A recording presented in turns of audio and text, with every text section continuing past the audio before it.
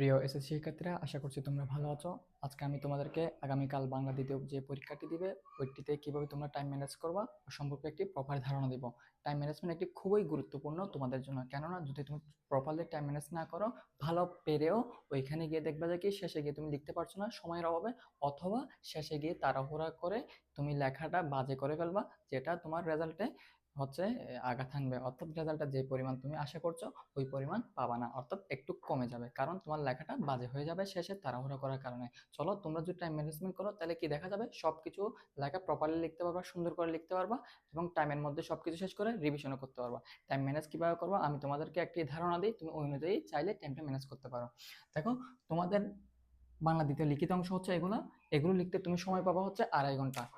2.5 ঘন্টাকে যদি তুমি মিনিটে কনভার্ট করো, সময় হবে হচ্ছে 150 মিনিট। এই 150 মিনিট তুমি প্রপারলি পাবা না। কেন পাবা না? তুমি খাতা নিবা, খাতা দিবা, তারপর হচ্ছে এই বৃত্ত ভরাট করবা, অতিরিক্ত লুজ শিট নিলে ওইটা ভরাট করবা, সবকিছু মিলে হয়তো এখান থেকে 5-10 মিনিট তুমি লুজ করবা। তো লুজ করলে ওই টাইমটা আমি ম্যানেজ করে দিই, মাইনাস করে দিই। তো 150 মিনিট থেকে আমি ধরে নিলাম তুমি 5 মিনিট ওই সময়ে লুজ করলা, তাহলে তোমার হাতে আছে কয় মিনিট?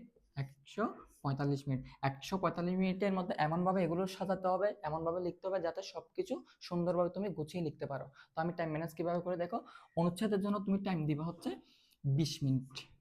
অনুচ্ছেদ 20 মিনিটের মধ্যে তুমি প্রপারলি শেষ করে ফেলবা। এরপর আছে চিঠিপত্র। চিঠিপত্রের মধ্যে তুমি টাইম দিচ্ছ 20 মিনিট। অর্থাৎ হয়তো দেখা যাবে চিঠিপত্র 2-3 মিনিট আগে শেষ করছো, এটা অনুচ্ছেদ 2-3 মিনিট আরেকটু বেশি লাগতে পারে, তো দুটোটা মিলে 40 মিনিট।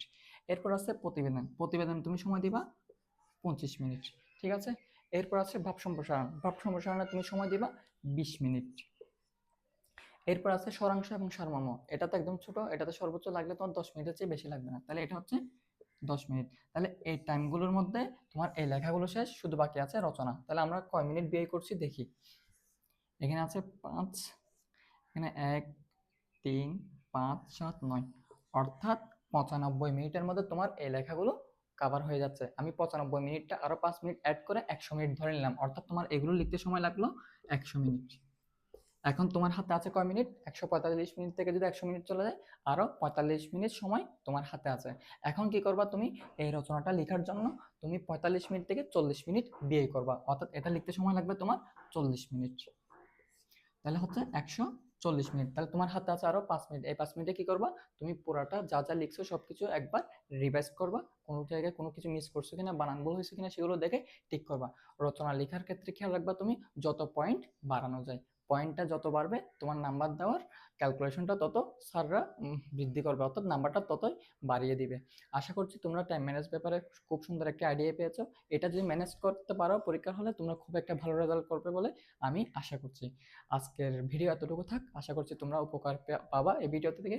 আর তোমরা যদি এই ধরনের ভিডিও চাও, আমার চ্যানেলটি সাবস্ক্রাইব করে রাখতে পারো। ধন্যবাদ। আল্লাহ হাফেজ।